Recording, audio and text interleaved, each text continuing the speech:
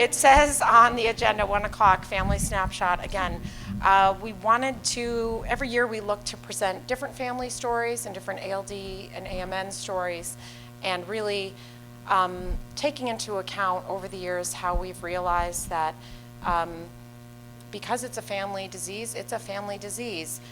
We're not isolated, we're not separate.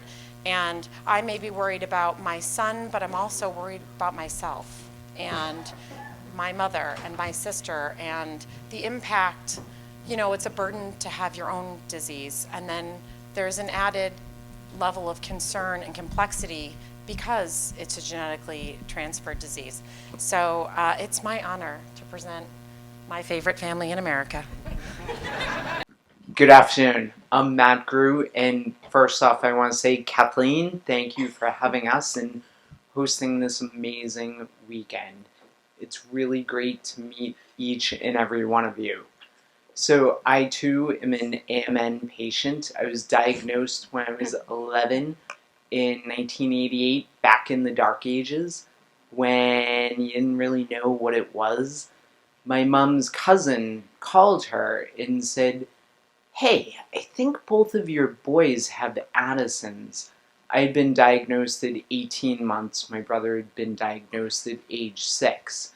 My mom said, "Yeah, how do you even remember that?" And she said, "Well, my son with ALD was just diagnosed with Addison's disease. I think you should get the boys checked." So we got checked, and God bless my parents. They got that diagnosis, and they were honest from day one. And they were just pillars of strength. And I'd be remiss in not acknowledging our mom is in the audience in the back. So thank you. And, you know, we went to Kenny Krieger, what everyone did back then, because there were no other resources, and we did the Lorenzo's oil. And, you know, things have been going okay. We ate low-fat diets, and we just lived our day-to-day life. Today, I am very blessed and lucky to be included in the clinical trial that's being conducted, and I don't know if I'm on it. No one knows. It's a double placebo blind thing. So you won't even know until next October, but I seriously think it is making a difference in my life. Our family has been touched by ALD for years. My mom's brother died in 1982 with what at the time we thought was multiple sclerosis. Looking back now, it was ALD. My cousin Scott died in 1992 from ALD, and Scott was 19. And I will say our family's not different than any other family here. We're all impacted in different ways, and we tackle it differently, but a family is what helps you get through it each and every day. I'm really lucky. I just live life like everyone else. It's just a piece of me. It's not my entire story. So I'm going to pass this on to my twin, Meg, and she's going to share her aspect. Each one of us is going to tell you a different piece of how ALD, AMN is impacting me. Me as a male patient who's now 43, and doing okay. So Meg's going to share her story. Thank you, everybody, for being here. As Matt said, I'm his twin sister, Megan. It started out for me back at Kennedy Krieger in 1991. What our parents did was, that was the year that Matt and I graduated from 8th grade, and they sold it as a graduation trip for the whole family. Yep. God love them. So off we went. We all drove down. We piled into a few cars because there were 5 kids, and my soon-to-be brother-in-law came along with us as well. And at the time, we were testing to find out who would be a match for our brothers. And at that time, when we did the testing, they told us that my sister was a carrier, and they told me that I didn't have it. Well, little did I know at the time that there was a 20% false negative. And so flash forward to 2013, it's the eve of my marriage, and I had told my soon-to-be husband, now husband all along, hey, we don't have to worry about ALD, it's in our family. And, so when we have kids, it's not something that we have to think about. So on the eve of my marriage, I learned that there was a possibility that I was a carrier at the time. So off I went, and I saw my friend Florian, and I met with him, and as did my husband, and he talked about it. We did the testing, and I remember July 4th, we were driving up to New Hampshire to our family's house up in Lake Sunapee, and Florian called and gave us the news, which at the time was pretty devastating, because I didn't know what my options were. And I said, oh my God, I've seen the way that this has affected my family. I knew, my uncle had died, my cousin had died. At that time, my sister was beginning to show some symptoms. And then Florian told us, well, you can do what's called IVF PGD. I said, well, I have no idea what that is. And he said, well, at MGH, we have the Vincent Clinic, and I'd like you to go. So off my husband and I went. We were now married at the time, and we met with Dr. Irene Suter, who's my other hero in this, and she explained what the process was. So the process, is like IVF if you were infertile, but what they do is they take the embryos that have been fertilized, and they're able to extract the cells from them, and they have to send them off to a lab to get tested. So what did that entail for us? So then my brother Paul, who's not with us today, He's running a Spartan road race. yes. So for the men out there with AMN, there's lots that you can do, and our brother Paul is running a Spartan road race today, and we're very proud of him. Which we just got a text that he's just completed. So yeah, thank you. We'll take the credit for him. So we went, and I am lucky enough that I live in Boston, where not only do we have a great healthcare system, I'm lucky enough to avail myself of Mass General Hospital, but we also have tremendous insurance programs here. So I was lucky enough that my insurance covered 2 rounds of IVF PGD completely. So all of my family, we had to do cheek swabs and send that off and get tested and determine, what our exact mutation was. And I went through my first round of IVF. And I thought this would be easy. We went through all the testing. They extracted the embryos, or they extracted the eggs. They fertilized them, and then they tested them. And, I think we had 12 embryos at the time. I think 80% were affected. And I was shocked at that ratio. And I shouldn't be shocked in one sense, because there are 5 kids in our family. Of the 5 kids, 4 of us are affected, and only 1 is not. And of the remaining embryos that were not affected, we couldn't use any of them. And it was difficult. And so then we went back and we did our second round, and thankfully we were able to get 2 embryos. Yeah, the kids are up there in the corner, and then up there Yep. at the top. So I'm a little emotional talking about it. But It was a struggle for Meg and for her husband. It greatly impacted them, but this was the decision that was right for them. They made the decision that they didn't want this disease to carry on. At the time, our aunt was also beginning to show symptoms, and our aunt died a couple of years ago, and we're not quite sure if it was actually ALD or something else. She had some other medical issues, but we knew it was time that we just couldn't carry this on. and thank you for my twin picking up the torch as he always does. And I was lucky enough to have twins myself. So today I have a healthy born girl, Paul and Charlotte. You'll see up the pictures there. They were born prematurely, spent a couple of weeks in the NICU at MGH, but just celebrated their 4th birthday. And I am grateful that I never have to tell them but they have ALD. Thank you. Hi,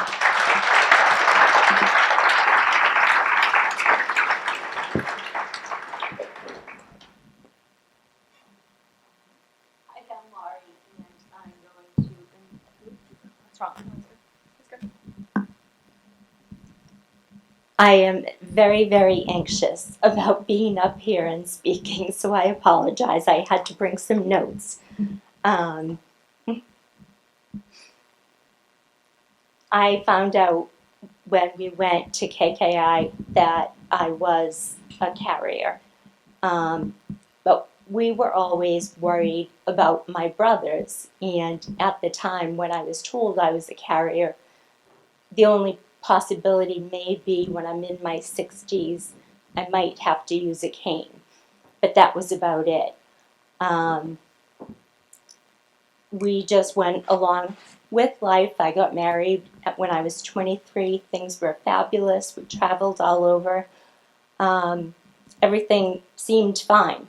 When I was 38, and I remember this very specifically because my husband and I were on vacation in Puerto Rico, and I started noticing signs of incontinence. At first, I didn't even make a connection. In 2013, I fell down the stairs at our house and I broke my toe. And that was absolutely the beginning of the end for me. But my husband likes to say it was the beginning of a new beginning. I was unable to exercise for about 3 months, and that really started my decline. In 2016, so only 3 years ago, I started using a cane. Then that translated to a forearm cane. And then I brought the stander in to help me get up. Then I started to use a walker. And my family says that the walker was 2 years coming, but I did not want to admit that. And then I started using a transport chair. And at the end of 2018, I started using a typical wheelchair in conjunction with the walker. In October of 2018, I had an extended hospital stay. And at the end of that, I had almost no mobility at all. So then I had to go to Spalding for 2 weeks to get back to a place where I could get around. This was a pretty rapid decline for me, and I had a very difficult time with it. And although, again, I don't like to admit anything, my family says that I did enter a depression for a couple of years. Honestly, who wouldn't though? Like, if your whole life goes away in like the span of 4 years, that's crazy. For someone who worked full time, was PTO president, like the mom with the red nails. I had to quit my job because I couldn't drive anymore. I almost got into a very major accident because I couldn't feel my right foot, and I didn't know if it was on the gas or the brake. So that scared me enough that I just stopped driving. Thankfully, I had a ton of support from my family and friends, and I finally came out of it. And I would say that it was the stay in the hospital in Spalding that really caused me to reassess everything. And I know Dr. Reichler and Katie would absolutely agree that I was depressed for a couple of years. And the next time that I saw them, they could not believe the change in me. So I appreciate positive reinforcement. So that was very, very good. But my life has significantly changed. We put a large addition on our house so that I could have single level living, and everything is wheelchair accessible. Super cool lift. Oh yeah, we put a lift in the house too so that I can get up and down.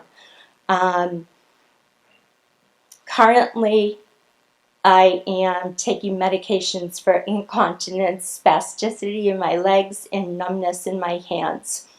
I've also received 2 rounds of Botox for the spasticity, and it's definitely helped.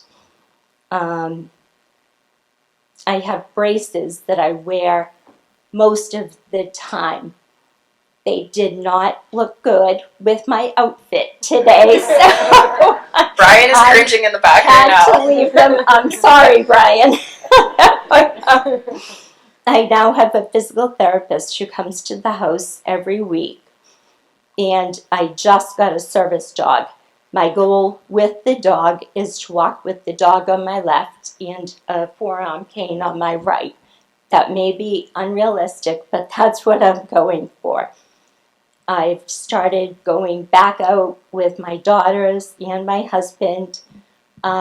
Sometimes I use a wheelchair, sometimes the walker, and I have to say, so many people want to help you when they see that, so there are some benefits to using some piece of equipment. Yeah. I started living my life again. I certainly wish that things were different, but I have a huge support system, and that's what gets me through everything. And I finally agreed to ask for help when I need it. I've been very stubborn. I think Emma would agree to that, as would my brother and sister. But now I know that when I need help, I ask for it. And now I am going to read this, and Emma wrote it for me. Obviously, we can't change the disease, but I do wish that we can change the way that we treat women with AMN. We need more research, more clinical trials, and more awareness. Women are not carriers. We have the disease. Thankfully, I work with Dr. Eichler and Katie and Dr. Wishart, and they all recognize the fact that we have the disease, but we want more people both outside and inside the ALD world to recognize that. It's very important, and we all need to work together toward a common goal. We made it!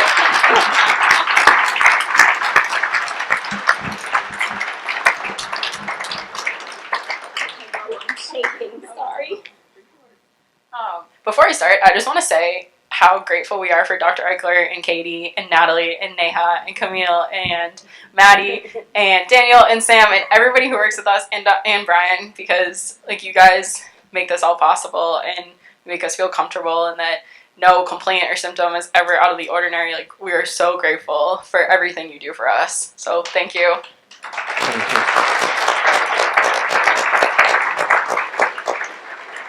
If I could just say, I met Dr. Eichler 18 years ago. He was trying something new then, and he needed a guy with AMN. I'm like, sure, I'll do it. And it was some crazy vest thing I had to wear for an MRI. And then my neurologist left. He went to pharma. He wanted to make money.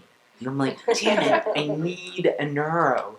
And Dr. Eichler immediately picked up our brother Paul and myself. So, Dr. Eichler, thank you.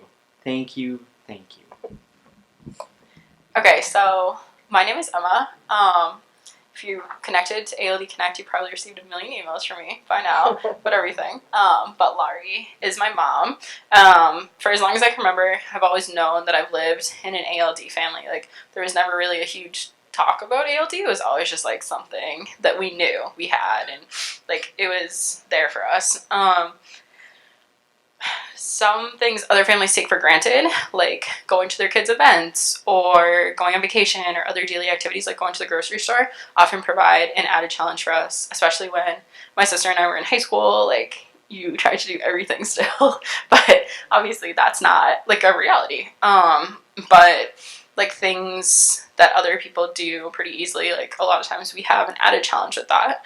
And seeing this growing up, I always knew that I wanted to be tested. I'm a chemistry major, so I am a very math and science brain, and I need to know the answers to things right away. So when I was 16 years old, I got tested for ALD and was determined that I did not have it. So I was really grateful for that.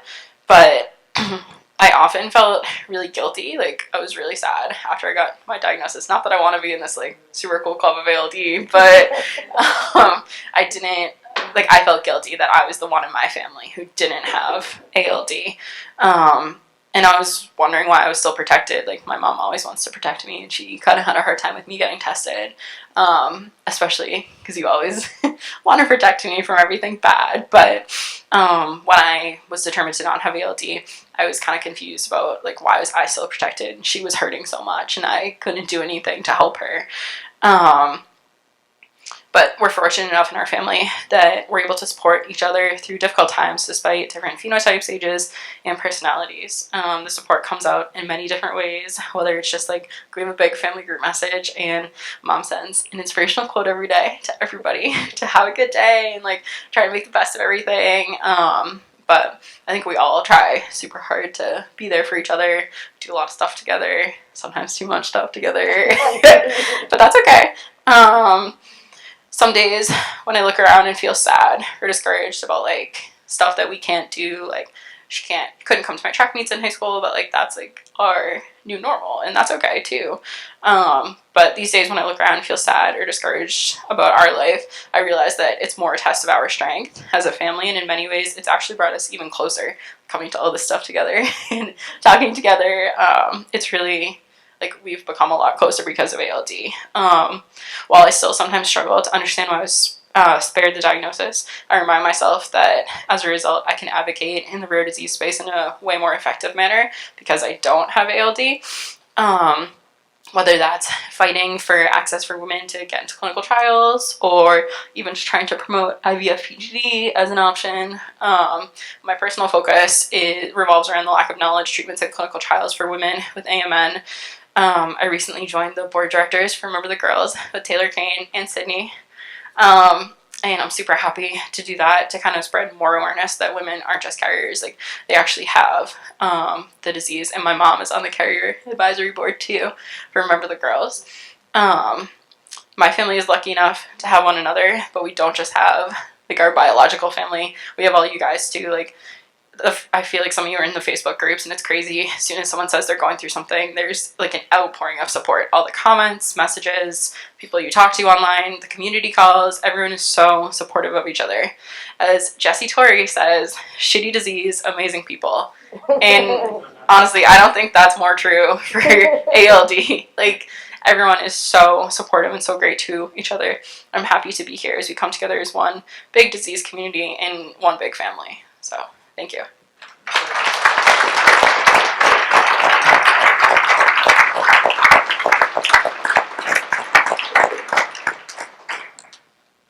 Questions, I guess? Kathleen? Is that what we're doing? Okay. Thank you, guys. Thank you very much. Oh. I just want to say she had the IVF therapy done and has 2 beautiful kids. My daughter did the same thing, but her eggs were tested after they were biopsied and frozen. So there are other options out there, whether they're already viable or not, but there is options, and they're great options. I have a beautiful 2-year-old granddaughter.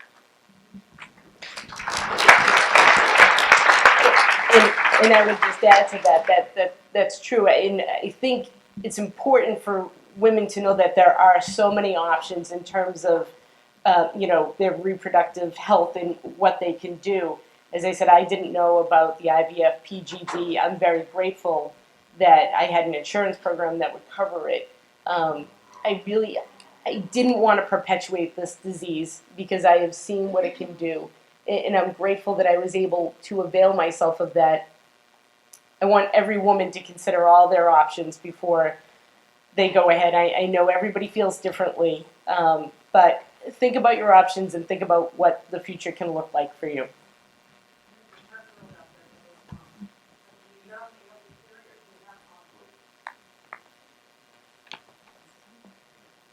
I just had a quick question for Lori. You said that Botox really, really helped you. Where? Not on her face. He told me no, but yes, we've had 2 rounds and it has really helped the first time, and I hope, Brian, I'm saying the right things. We targeted different areas, and one was my left toe, and the Botox did not help that at all. And then Brian did some different areas this time, so, and I think increased the dosage a little. No, It was a different spot the second time. yeah, different spot, What's that? but it made a big difference. Yeah, no, because and the other thing, and I was just talking with Dr. Malik as well about this, is we found that you got a lot weaker after that first round than we kind of expected. We've noticed some increased weakness underlying the spasticity that's maybe more than in other diseases.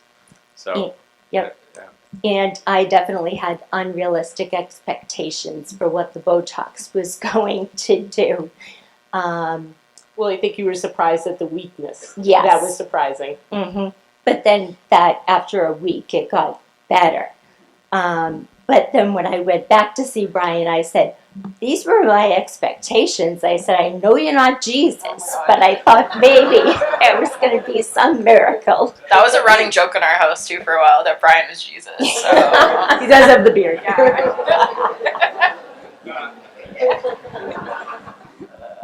Yeah. And I'd like to just go back to my sister and the availability of testing for her. When I had my daughters, there weren't any options. It was either don't get pregnant, or when you're 4 months along, do an amnio. If it turns out that your baby has the disease, strongly consider terminating. That was the only option 21 years ago. So I am very grateful for my sister that she had different options than I did.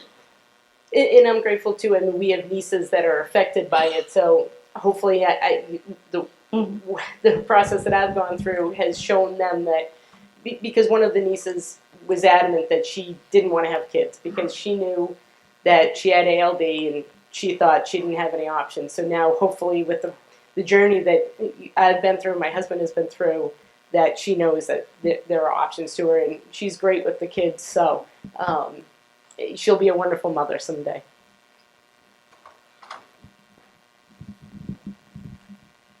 Thank you. Thank you, everybody.